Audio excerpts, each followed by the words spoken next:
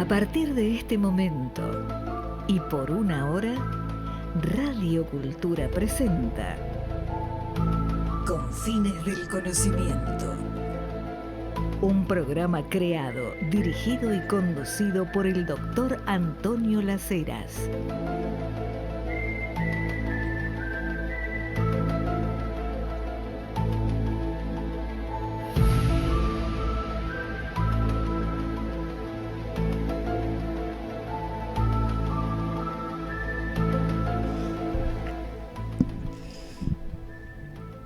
Tal como lo anuncié en nuestras redes sociales, voy a dedicar el programa de hoy a hablar sobre qué es y qué no es la masonería. Algunos de ustedes conocen que yo soy historiador de la masonería, tanto de la Argentina como la hispanoamericana y mundial. He escrito varios libros, después les comento al respecto, y muchísimos artículos, dado conferencias, jornadas, mesas redondas. Y me han llegado durante la semana al WhatsApp de la producción del programa muchas preguntas sobre esto. Muchas diciendo, doctor Las Heras, usted que conoce porque leí en tal diario, acá me mandaron uno, un artículo que habla de que en la masonería, que se hacen cosas oscuras, diabólicas, otros que entienden del tema y me dicen, pero las cosas que se dicen, ¿de dónde salen? ¿Con qué fundamento? Entonces me pareció buena idea, estuve refrescando la memoria, distintos temas que me parece que les van a ser de interés para poder entender con precisión histórica qué es y qué no es la masonería. Algunas cuestiones para tener en cuenta y que van a explicar también, estas que voy a decir ahora, van a explicar también las causas por las cuales en determinados momentos la masonería es muy perseguida. Veamos lo que pasa en la Argentina en mayo de 1810. Todos los que hicieron mayo de 1810, salvo Ascuénaga, todos eran maestros masones. En la escuela primaria de mi época, en la secundaria, hasta en cursos de historia universitarios, se suele decir, afirmar, que la idea de independizar esta parte de América de la corona española surgió en 1810, y eso llevó a los hechos de 1810, de mayo de 1810, porque, bueno, Napoleón había tomado España, había puesto de rey a su hermano, más conocido como Pepe Botellas, y en distintos lugares de España había consejos de regencia. El rey estaba depuesto, había consejos de regencia que se reunían y tomaban autonomía en nombre del rey que en este momento estaba depuesto para cuidar todo a cuando volviera el rey. Y eso es lo que se hace acá yo digo siempre la aldea de Buenos Aires, 1810 no había una calle con asfalto. Y esto es lo que nos enseñaron. Ahí pasó esto, el rey estaba depuesto, el rey de España estaba depuesto. ¿De quién dependía el virreinato? Bueno, entonces crearon un consejo de regencia, etc. Esto es absolutamente falso. Falso completamente. La idea de independizar esta parte de América de la corona española ya venía de fin del siglo XIX, de 1880 y tantos. Tanto es así que en la aldea de Buenos Aires, en 1795, siglo XVIII estoy diciendo, 1810, pero yo ya estoy hablando del siglo XVIII, 1795, en la aldea de Buenos Aires había 3 logias masónicas funcionando. Una de ellas, les voy a decir cómo se llamaba. 1795, quiere decir que es anterior, fue creada antes de 1795, porque en 1795 ya estaba creada, y ahí fue donde se inició Manuel Belgrano. 1795, Manuel Belgrano se inicia masón en una logia que funcionaba aquí en la entonces aldea de Buenos Aires, llamada Independencia. Ya había una logia de maestros masones anterior a 1795, porque la logia funcionaba perfectamente en 1795, que es cuando se inicia Manuel Belgrano, y otros, pero hablo de Belgrano porque justamente como yo escribí una biografía, Belgrano y la masonería, estudié particularmente eso. Así que la logia habrá sido creada en 1790, 1791, 92. Independencia. Y todavía Napoleón no había tomado España, etc. Pero la idea de independizar esta parte de América de la corona española ya estaba vigente aquí. Entonces no es cierto que ocurren los hechos de mayo de 1810 y ahí se le ocurre a una cantidad de masones, porque ya digo y repito, todos los que hicieron mayo de 1810, menos Ascuénaga, eran todos maestros masones. Que ahí se les ocurrió, independizar. No. Esa idea ya venía de mucho antes. ¿Y por qué venía de mucho antes? Porque fines del siglo XVIII, 1700 y tantos, la Revolución Francesa, la independencia de los Estados Unidos, independencia hecha, y esto indiscutible porque está totalmente investigado por los historiadores, hecha por maestros masones. George Washington, han quedado retratos de él con todos sus paramentos masónicos. ¿Y esto por qué? Porque como los masones se definen a sí mismos como libres pensadores, como personas que tienen pensamiento libre, es decir, que ejercen el libre pensamiento, que analizan, que razonan, que investigan, que estudian y a partir de ahí toman las decisiones.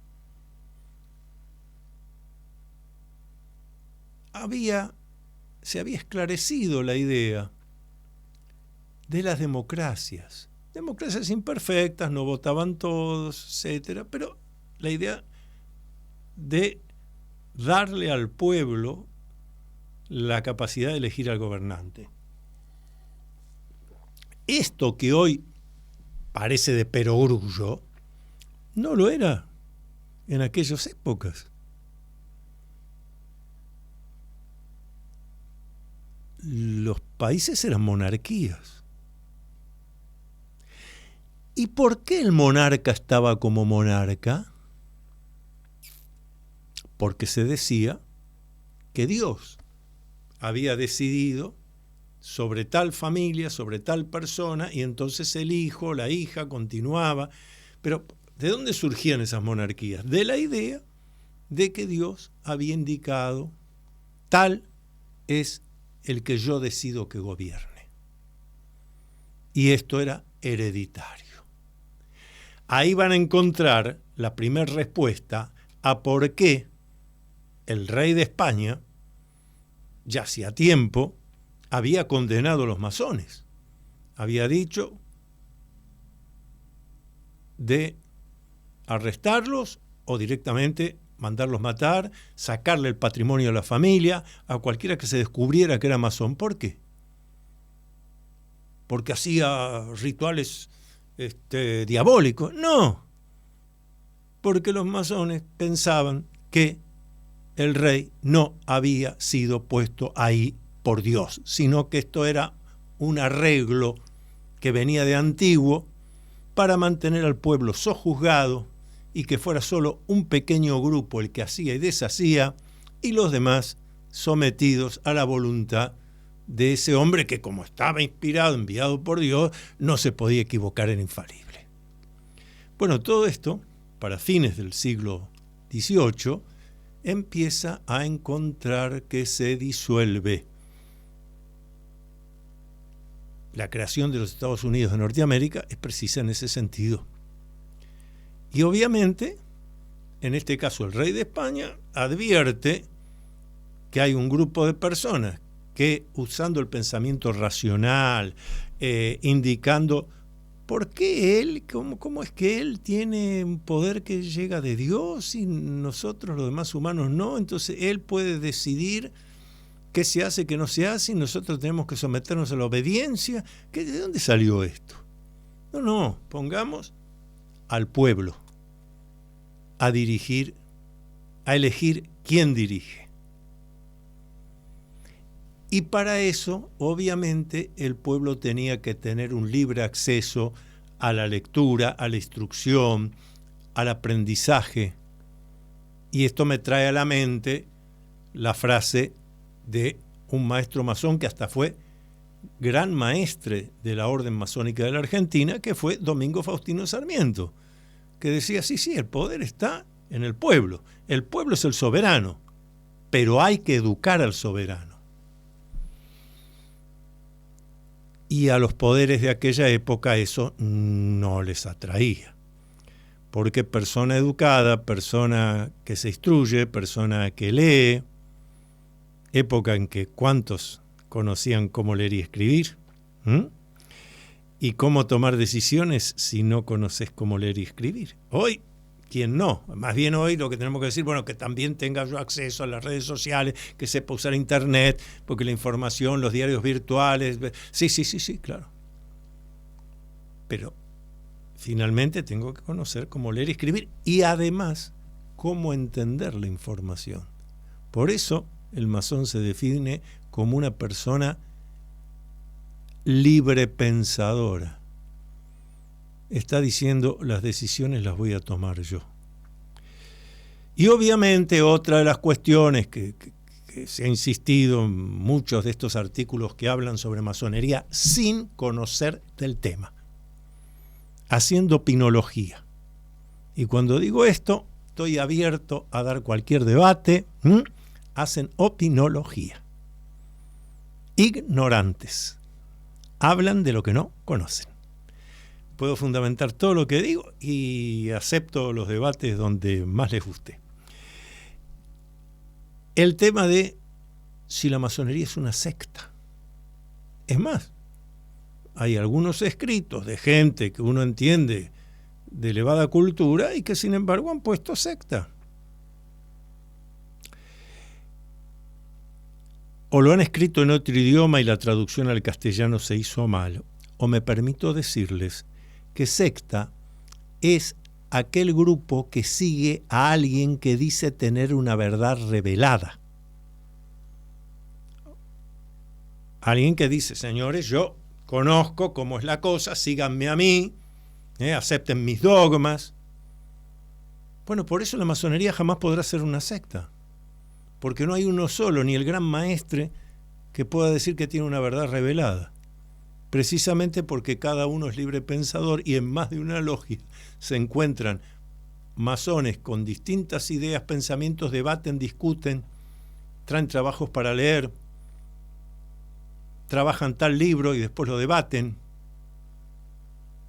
O sea, libres pensadores. Gente que ha decidido usar el libre albedrío y el pensamiento racional reflexivo, positivo, creativo y proactivo. O sea, no me voy a dejar llevar por la nariz. Que otro me diga lo que yo tengo que creer, pensar o hacer. No. Si el otro lo está diciendo, es tan humano como yo. Yo voy a tomar mis propias decisiones. Me equivoco, corrijo. Esa es la manera de evolucionar. Y la otra es que hay un gran maestre mundial. Bueno, pero eso lo dejo para después de la primera tanda. Les aviso el WhatsApp de nuestro programa, de la producción del programa. Pueden escribirnos, dejar mensajes con todo gusto. 11 59 27 60 39. Les repito, 11 59 27 60 39. Estamos haciendo el programa en vivo, en directo, así que nos pueden mensajear ya mismo. Pausa. Todas las actividades del Dr. Antonio Las Heras, investigaciones, cursos, libros publicados, conferencias, están en su web www.antoniolaceras.com. Entonces, recuerda visitar www.antoniolaceras.com.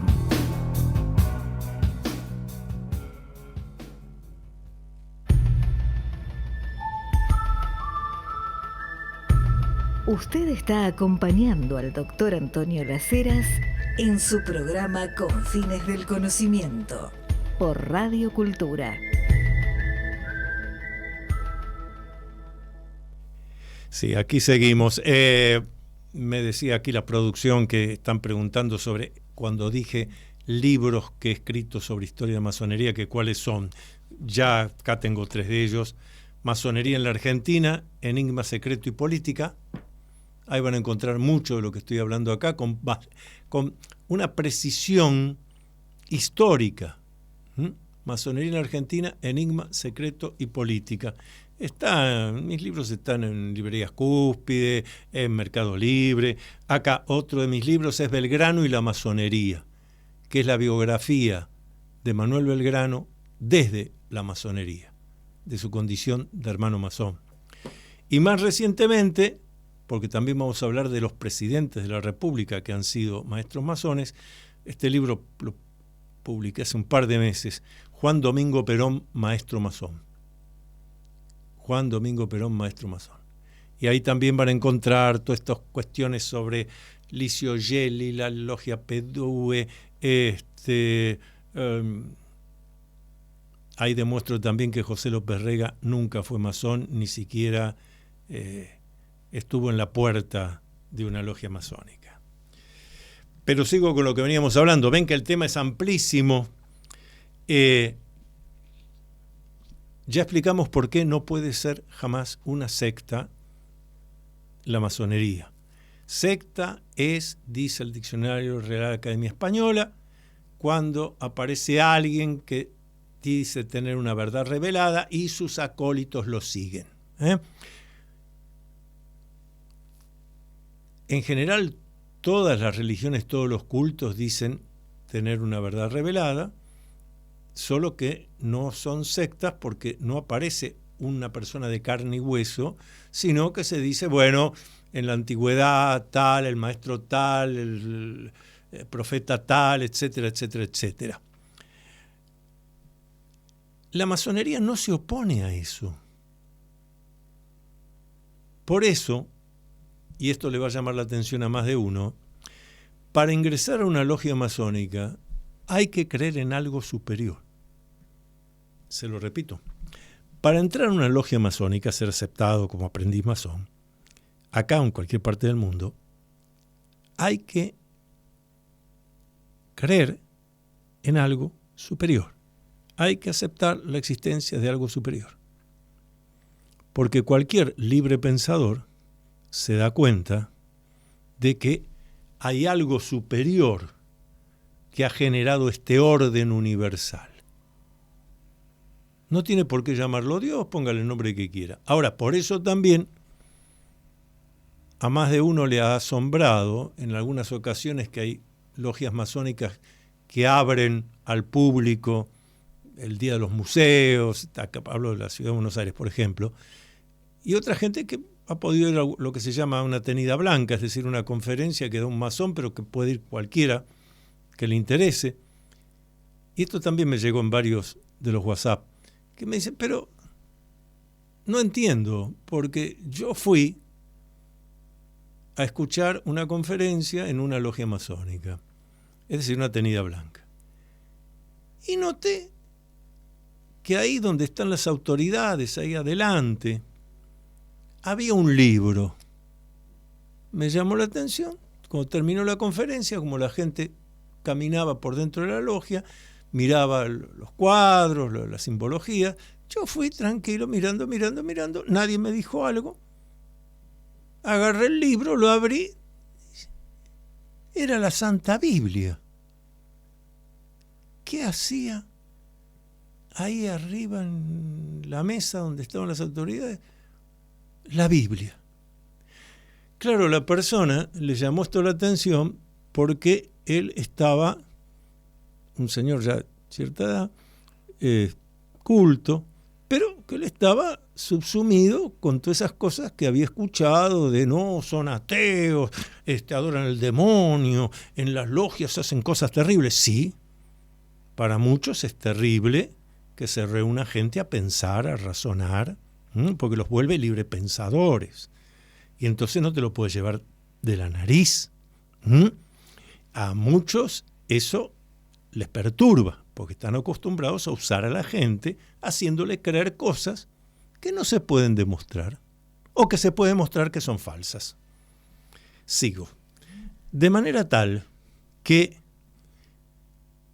para ingresar a la orden masónica, acá o en cualquier parte del mundo, la masonería le pide al candidato que reconozca la existencia de algo superior, que no tiene por qué ser un culto realmente, pero sí puede haber alguien que dice, tengo esta fe, este culto, esta creencia, listo, pero usted tiene que tener algo que reconozca algo superior, porque este cosmos, este universo ordenado, sigue alguna ley, y algo formó esa ley.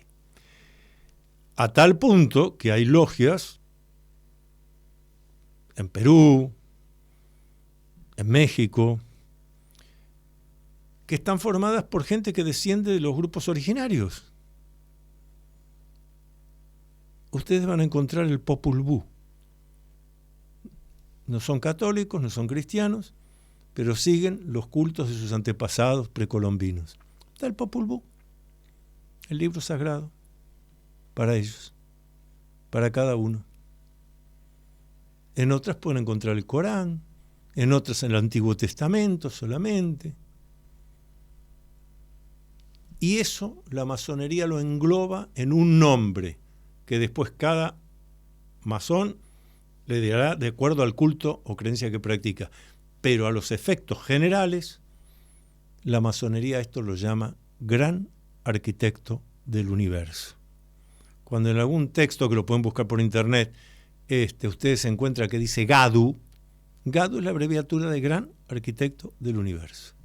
Entonces fíjense qué importante esto que les estoy diciendo. No se puede ser ateo. Usted tiene que creer en algo. Así usted diga, bueno, sí, hay una fuerza superior, es evidente. Bueno, listo. No hay una autocreación humana. No es que el universo de la nada y sin una razón. Por eso, gran arquitecto del universo. Está diciendo que se trata de algo que ordena, que da forma. Y lo otro, que no me olvidé, cuando me dicen, pero es cierto que hay un gran maestre universal que da órdenes a todas las masonerías, todas las logias de todo el mundo. Nunca hubo eso, falso completamente. Ni siquiera se puede decir, es tan amplio el concepto de libre pensador, que ni siquiera se puede decir que haya una sola gran logia, que sería, una estructura que agrupa, por ejemplo, tomemos el caso argentino, una estructura que agrupa a todas las logias que hay en la Argentina.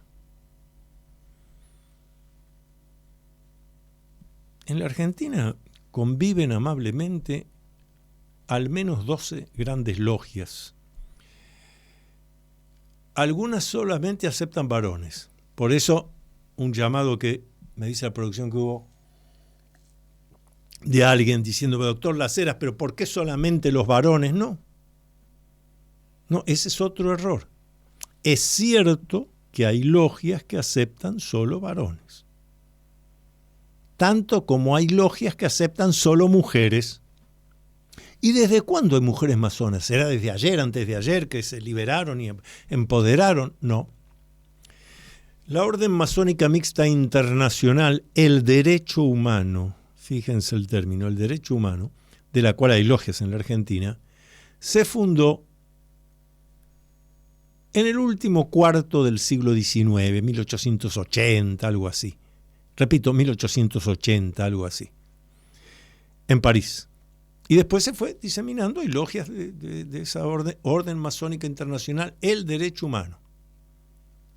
Pero el término el derecho humano ya dicho por masones allá por 1880. Un concepto que muchos piensan, bueno, reciente. No. Eso también lo legó la gente que trabajaba sobre eso en masonería. En su actividad, en la universidad, en la política, los escritos, en la filosofía. Esa Orden Masónica Internacional de Derecho Humano, fundada ya por 1880 en Francia, ya admitía varones y mujeres, hablo de fines del siglo XIX, admitía varones y mujeres en un mismo pie de igualdad. Así que mujeres, maestras masonas, hay desde hace mucho tiempo. En la Argentina, por ejemplo, hay 2 órdenes masónicas solamente femeninas. Hay varias órdenes masónicas, como por ejemplo la Gran Logia Simbólica de la Argentina, que tiene su gran templo central en la ciudad de Córdoba, que tiene logias de solo varones, logias de solo mujeres y logias mixtas. Acepta todo, no hay problema. Todo en un mismo pie de igualdad.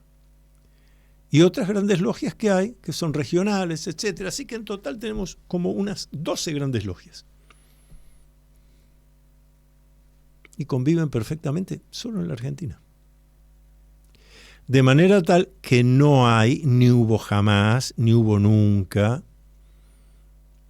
aunque los que les gusta mentir y tergiversar, precisamente para que no se conozca la verdad de lo que es la masonería, hayan dicho eso, no hay un gran maestro universal. Lo que hay son, incluso hay logias que se llaman independientes o salvajes, que son logias que no se relacionan con otras logias. Eso me da pie para hablar de la logia Lautaro. ¿Cuántas veces se ha dicho, y lo han dicho algunos historiadores, pero que no conocen de masonería, pero la logia Lautaro no, le pusieron de nombre Lautaro, pero en logia, pero en realidad era un grupo, un taller de trabajo para independizar América, la corona española. Sí, sí. Pero para poder armar algo que funcionaba como logia, es decir, que había 3 grados, y solo los que llegaban al grado de maestro conocían realmente para qué estaban ahí reunidos. Así se iba viendo si eran confiables. Para todo esto tenían que conocer primero los rituales, las ceremonias, los toques, los signos, los símbolos de cada grado. Así que los fundadores de estas logias lautarinas, ahora voy a explicar eso también, porque la idea en general es que la logia Lautaro, ¿cómo la logia Lautaro? La primer logia Lautaro se funda en 1812 en la aldea de Buenos Aires, es verdad. Después que San Martín, Alvear y otros llegan en el barco George Canning. Pero el primer presidente, que en masonería se llama Venerable Maestro, el primer presidente de la logia Lautaro no fue ni San Martín, ni Belgrano, ni Alvear. Fue un señor que acá en la ciudad de Buenos Aires tiene una avenida, y cuando yo pregunto, le digo, ¿qué hizo ese señor? En general nadie conoce. Julián Álvarez. Julián Álvarez. Ese fue el primer presidente en masonería, se llama Venerable Maestro, de la logia Lautaro. ¿Y por qué digo logias lautarinas? Que es otra cosa que tampoco se enseña. Acá en mi libro Masonería en la Argentina, Enigma Secreto y Política, dedico un capítulo completo a las logias lautarinas. Hubo logia Lautaro en la aldea de Buenos Aires, en la de Santa Fe, en Córdoba, en Mendoza, en Santiago de Chile. Pues son logias lautarinas, todas con la misma finalidad, armadas masónicamente, integradas por masones y con la finalidad de liberar esta parte de América de la corona española. Hacemos una segunda pausa y seguimos con el tema de la masonería. Les recuerdo el WhatsApp para que nos escriban. 11 59 27 60 39. Preguntas, consultas, lo que necesiten. Estamos en vivo, en directo hasta las 21 horas.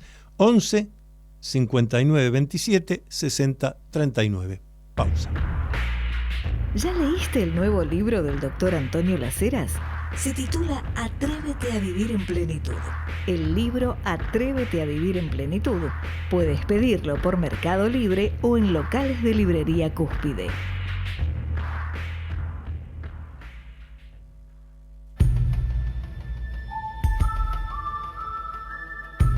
Usted está acompañando al doctor Antonio Las Heras en su programa Confines del Conocimiento por Radio Cultura. Hablando de actividades y demás, los voy a invitar. Es una actividad de entrada libre y gratuita que hacemos este sábado que viene, allí en el Centro Cultural, el Espacio Cultural de la editorial Grupo Argentinidad, en la calle Balcarce 722, San Telmo. 17 horas, entrada libre y gratuita. Voy a hacer la presentación de un libro mío integrado. Es el único libro que tengo de esto, integrado por cuentos de fantasía, de ciencia ficción, de imaginación. Un libro que le di forma durante la pandemia y que se publicó recién terminada la pandemia. No hubo oportunidad de presentarlo. Así que este sábado, allí, la dirección es Balcarce 722, Centro Cultural Argentinidad, San Telmo. Entrada libre y gratuita. Vamos a hacer un conversatorio, como se dice ahora, con el escritor Daniel Ripoll, colega también de esta radio. El programa de él está los martes a las 23 horas. Sendero de Escritores. Y vamos a hablar de esto, de mi libro, que se llama Confines del Conocimiento. Este es el programa que estamos haciendo, Confines del Conocimiento. Y el libro, entonces, ¿qué nombre ponerle? Brechas en el espacio-tiempo. Que se asocia, vuelvo a decirles, un título que se me ocurrió durante la pandemia. Brechas en el espacio-tiempo. Que se asocia con este título de este programa, Confines del Conocimiento. Porque estamos siempre, brechas en el espacio-tiempo, estamos allí siempre planteándonos esas posibilidades que los humanos tenemos, insisto que los humanos tenemos, de ser mucho más que reacciones físico-químicas. Ese es otro tema que también no tiene que ver con creencias y cultos, pero que nos quieren hacer creer que los humanos somos solo reacciones físico-químicas. Si dos personas o más tenemos afecto, buen rapport, porque se activó el área 3C del cerebro. No lo dudo. Hacemos los estudios médicos, científicos, y demuestra que se activó el área 3C del cerebro. ¿Qué la activó? Porque esto es como decir, se activó mi computadora. Sí, algo la activó. Usted puso un dedo, algo hizo. El cerebro es el disco rígido de la computadora. Eso también lo tuvieron muy claro los masones desde siempre. Cuando Descartes dice, pienso, luego existo, ¿ustedes se dan cuenta lo que implica eso? Pienso, luego existo. Existo, la frase completa sería, luego existo como humano. Y en el cerebro almaceno información, demás, pero esa información es manejada por lo psíquico. Lo psíquico. Lo psíquico, como bien descrito está por el psicoanálisis, la psicología de lo inconsciente, el legado que nos dejó Carl Gustav Jung.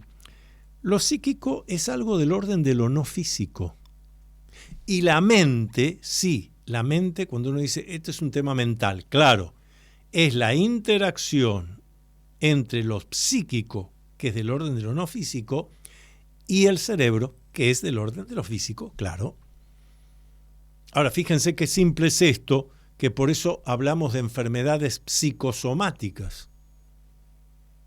O sea, el cuerpo es el campo de batalla de la mente. Por lo tanto, yo tengo que tener mi psiquismo muy bien entrenado. Mis pensamientos tienen que ser claros. Tengo que ser capaz de responder esas dos preguntas que decía San Ignacio de Loyola, el fundador de la Compañía de Jesús, de los jesuitas, a la cual perteneció el Papa Francisco. San Ignacio decía, hay que responder dos preguntas. ¿A dónde voy y para qué voy? Qué interesante esto, qué interesante, sacado de la frase del fundador de la Compañía de Jesús, de los jesuitas, orden tan importante en la Iglesia Católica, Apostólica y Romana. ¿A dónde voy y para qué voy? Eso es lo que se pregunta un masón. Un maestro masón se está preguntando eso. Por eso pensamiento racional, reflexivo, toma de decisiones, libre albedrío, ser único e irrepetible.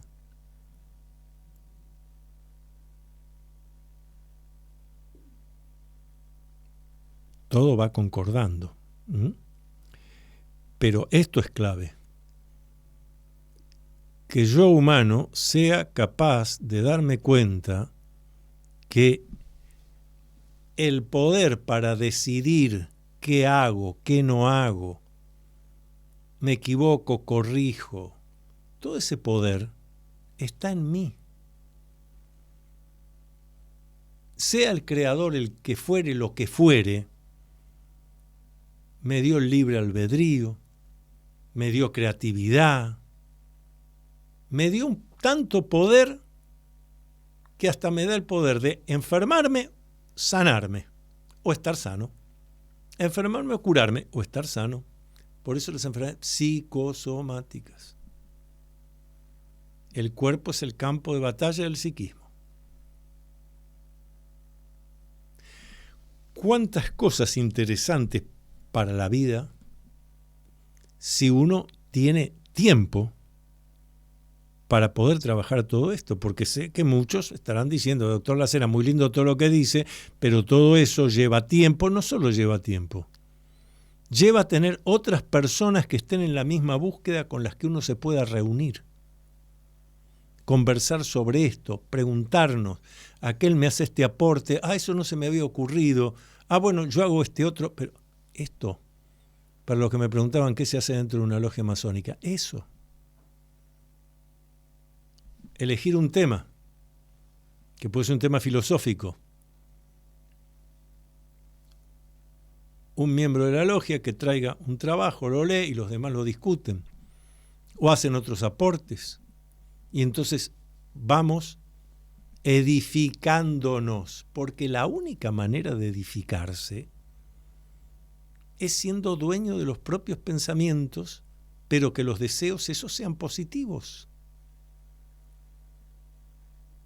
El gran hallazgo, entre tantos otros, pero el gran hallazgo de Sigmund Freud, fin del siglo XIX, comienzo del siglo XX, con el psicoanálisis, con la psicología de lo inconsciente, es haber podido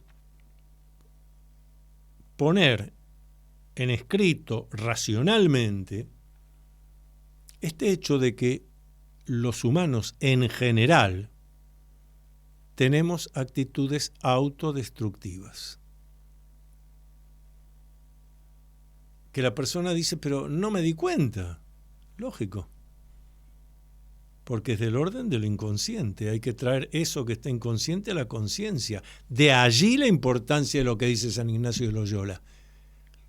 No dice solo, hay que responder a dónde voy. Hay que responder a dónde voy y para qué voy. ¿Por qué voy para ahí? ¿Por qué estoy haciendo esto y no otra cosa? Lo estoy haciendo porque esto forma parte de mis esencias. Esto motiva mi vida. Como diría Carl Gustav Jung, esto me hace único y irrepetible, que es lo que llama la individuación. O esto hace que yo esté frustrado. Y frustrado permanentemente, y nada me saque de esta frustración, nada me dé el ánimo. Y cuando digo esto, que lo he hecho en algunas conferencias y demás, hay quien dice, bueno, pero dese cuenta la vida difícil que estamos llevando. Yo cada vez que escucho lo de la vida difícil que estamos llevando, me genera responder con ironías. Porque así que estamos llevando una vida difícil. Claro, porque vivir en Europa durante la Segunda Guerra Mundial debe haber sido muy fácil. Claro, porque vivir hace 300 años en Europa debe haber sido muy fácil. No había penicilina, no había antibióticos, venía una peste, se llevaba 80 millones de personas. Porque vivir en el continente que habitamos, llamado América, hace 300 años sería muy fácil. Para no hablar de lo fácil que sería vivir en la época de la cueva de la caverna. Entonces, cuando la persona me dice, pero tenga en cuenta los momentos difíciles que nos tocan vivir, yo digo, ¿con qué facilidad, y la palabra acá es fácil, con qué facilidad buscamos poner culpas afuera en vez de plantearse qué me está pasando a mí? Además, ¿por qué digo esta tontería? Porque me hace acordar esa frase de Borges, cuando el periodista le dice a Borges ya estaba ciego, y le pregunta por cómo se estaba viviendo en la Argentina en ese momento. Entonces Borges dice, y en el mundo, en la Argentina y en el mundo. Entonces Borges dice, mirando la nada, porque estaba ciego con el bastón, sí, dice, tiene usted razón, nos han tocado vivir tiempos difíciles. Y hace una pausa Borges. Entonces el periodista quiere hacer la segunda pregunta y Borges dice, no, espere que yo no terminé de responder. Ah, bueno, maestro, adelante, hable usted. Borges se enojaba cuando le decíamos maestro. Así que se enoja que le dice maestro y dice, no me diga maestro, y ahora le voy a responder. Le estoy diciendo que usted tiene razón, que nos han tocado vivir tiempos difíciles. Hace la pausa y sigue, como a todas las personas en todos los tiempos. Pero fíjense la conducta autodestructiva, de automaltrato, de quien quiere poner una excusa, me han tocado los tiempos difíciles. ¿Quién pone una excusa? Es que no se dieron las condiciones. Ahí está de vuelta el masón, libre pensador, que dice, no, ¿cómo no se dieron las condiciones? Yo tengo que generar las condiciones, yo voy a provocar un cambio. Vamos a la última pausa del programa. How do you define normal? Seguramente escuchaste hablar mucho sobre masonería, pero ¿qué conoces realmente de los enigmas y misterios de la masonería? Descubrí todo sobre masonería leyendo el libro del doctor Antonio Las Heras titulado Masonería en la Argentina, Enigma, Secreto y Política. Masonería en la Argentina, Enigma, Secreto y Política está disponible en librerías Cúspide y por Mercado Libre.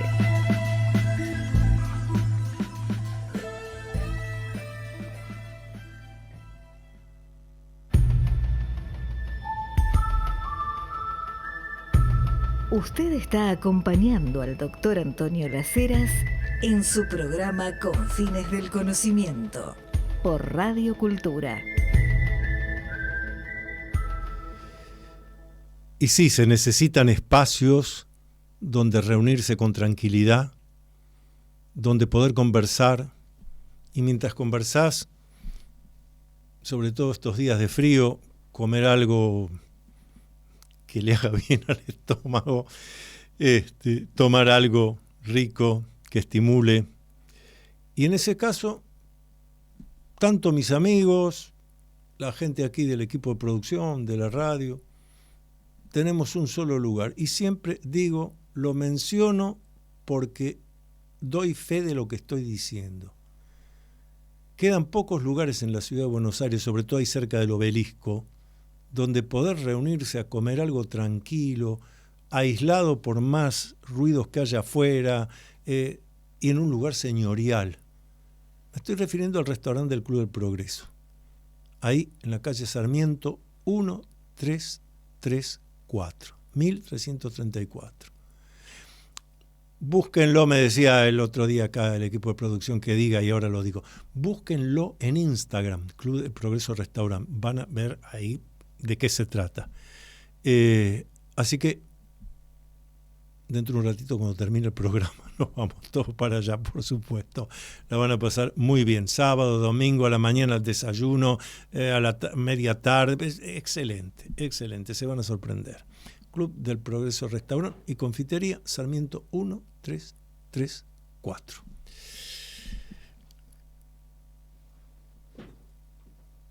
Esto que acabo de decir también tiene que ver, porque encontrar los lugares de reunión, encontrar los lugares donde uno esté tranquilo. Fíjense que algo que desde hace algún tiempo, hablo de Occidente y el Oriente occidentalizado, Oriente sigue siendo otra cosa, tengo gente de mi equipo que ha estado en la India hasta hace poco, otros en Japón, y Japón es Occidente, pero sin embargo mantiene toda su filosofía de vida oriental. Entonces, claro, tienen mucho tiempo para sí mismos. Mucho tiempo. Y Occidente se ha construido buscando que lo normal sea que la persona no tenga tiempo para sí misma. Y si no tengo tiempo para mí mismo, no puedo hacer lo que indicó San Ignacio de Loyola, poder responder a dónde voy y para qué voy, fundamentar por qué estoy dando este paso ahora, porque este paso después me va a llevar a otro y después otro, y entonces evoluciono. Conservar es no evolucionar. Si sigo haciendo más de lo mismo, como decía Albert Einstein, imposible haciendo más de lo mismo encontrar algo nuevo. Esto es lo que Carl Gustav Jung llamó la individuación. Y él conocía de masonería obviamente, y además, basando en eso, utilizó términos de la masonería. La masonería, cuando alguien se inicia como masón, iniciado. Pero después se inicia en el segundo grado, en el tercer grado. Cada momento implica una transformación, busca una transformación de la persona. Nuevos conocimientos, nuevos puntos de vista. Y por eso Jung dice esto. El legado de él está mucho más allá de lo psicoanalítico, etc. El legado de él es la individuación, que es un conjunto de métodos y técnicas y de forma de vida que hacen que la persona pueda continuar en cada momento de su vida encontrando situaciones nuevas, creativas, que lo mantengan además en una estructura psico-biosocial armónica. La sanidad es psíquica, es biológica y es social. Por eso también, y Jung esto lo señala también, lo dice claramente, por eso a medida que la persona va evolucionando en su desarrollo mental, en sus capacidades, en su comprensión, en su creatividad, en su toma de decisiones, también van quedando vínculos que antes fueron incluso vínculos fuertes, pero van quedando en el camino porque cada uno va evolucionando de una manera distinta y eso no está mal. Está muy bien que cada uno de nosotros tome sus propias decisiones y se haga cargo de su vida.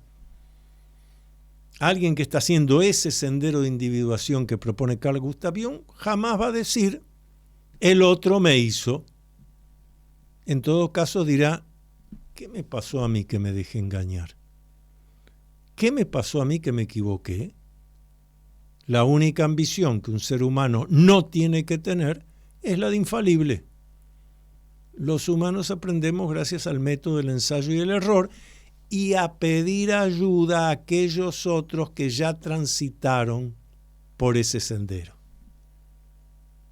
Aquel que ya se subió al bote y recorrió el río y volvió, ese me puede decir qué escollos hay en el río. Se ha convertido en mi maestro. La relación maestro-discípulo es una relación muy buena. Maestro-discípulo, que no es profesor-alumno. Las palabras son muy claras. En la relación profesor-alumno, el profesor profesa, o sea, está diciendo algo que para él es lo correcto. Usted estudia eso, el día del examen final repite las palabras del profesor, 10 sobresalientes. Lo felicito, lo voy a poner de ayudante de cátedra. En cambio, en la relación maestro-discípulo, el maestro enseña con su propio ejemplo. El maestro responde preguntas que le hace el discípulo, las inquietudes del discípulo, y a veces responde de manera simbólica, o sea, no concreta, simbólica, para que el discípulo tenga que generar sus propias decisiones, reflexionar. O sea, el maestro al discípulo le da herramientas e instrumentos, lo ayuda a evolucionar, pero no lo obliga a repetir. Al contrario, el maestro no busca que el discípulo repita. El maestro busca que el discípulo algún día lo supere, se acuerde de que fue su maestro en una época, pero ya está, ahora sigo. Por eso es muy importante también en cuenta esto, la relación profesor-alumno, maestro-discípulo.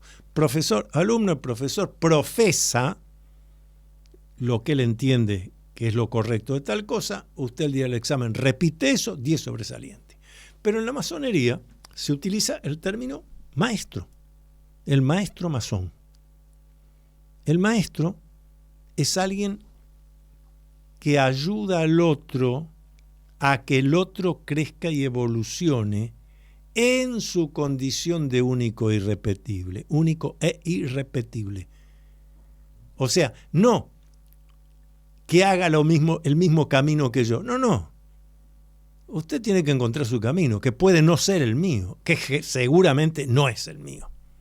Pero yo le puedo dar herramientas e instrumentos para que usted busque su camino, sus esencias.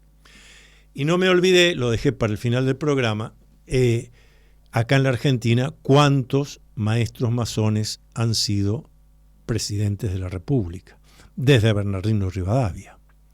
Pero tenemos a Hipólito Yrigoyen, tenemos 2, 3, uno ya lo dije, que el título de mi reciente libro, pero 3 que les van a llamar la atención a los que no conocen del tema. El doctor Arturo Humberto Illia, además de ser un hombre que practicaba muchas técnicas orientales de desapego, era maestro masón. El doctor Raúl Ricardo Alfonsín también era maestro masón, de una logia muy particular, pero maestro masón. Y, como lo señalo en mi libro, Juan Domingo Perón, maestro masón. Maestro masón. Si les interesa conocer dónde fue que se inició, cómo pasó, pues está todo en mi libro, Juan Domingo Perón, maestro masón. Pero lo importante es reflexionar y decir, bueno, por algo esta gente llegó ahí. En el caso de Juan Domingo Perón, hasta tuvo un vicepresidente que era maestro masón. En la tercera presidencia tuvo en uno de los ministerios al gran maestre, el doctor César de la Vega, que era el gran maestre de la gran logia de la Argentina de libres y aceptados masones. Formó parte de un ministerio en la tercera presidencia del general Perón. Ahora, aquí es donde alguno que ha llamado, pero entonces los masones actúan como un grupo. No, ahí está la otra clave. Que usted pertenezca a una logia y vaya a esa logia, discuta con los otros hermanos de la logia, etc., no significa que usted reciba órdenes de ahora al salir usted va a ocupar tal cargo y ahí va a ser lo que nosotros decimos. No, porque entonces se arruina la idea básica que es la del libre pensador. Por eso hay tantos debates. Hasta hay unos escritos del general Perón que he incluido en mi libro donde él plantea también eso. La gente se cree que la masonería es algo estático. No. Entonces, hay gente que estaba de acuerdo y gente que no estaba de acuerdo, porque son libres pensadores. Gente que pensaba que había que hacer otra cosa, porque son libres pensadores. Así que ni siquiera en eso se puede decir lo que ocurre es que el grupo, una vez que los miembros de la logia van y hacen lo que el venerable maestro, el gran maestro ordena. No funciona así. ¿Cuánto tiempo me queda, mi querido Leonardo Giusti? Nada, ya terminé, estamos bien. Así que gracias a Leonardo Giusti, que me cuida acá en el sonido, Viviana del Río, que hace la producción general. Y bueno, los espero a los que puedan en la presentación de mi libro, Brechas en el Espacio-Tiempo, este sábado que viene, 17 horas, en el grupo Argentinidad, y en la calle Balcarce 722, San Telmo. Y nosotros nos vemos miércoles que viene aquí por Radio Cultura. Luminoso abrazo a todos, luminoso abrazo. Hasta aquí, usted acompañó al doctor Antonio Las Heras en su programa Con Fines del Conocimiento. Regresamos el próximo miércoles a las 20 horas por Radio Cultura.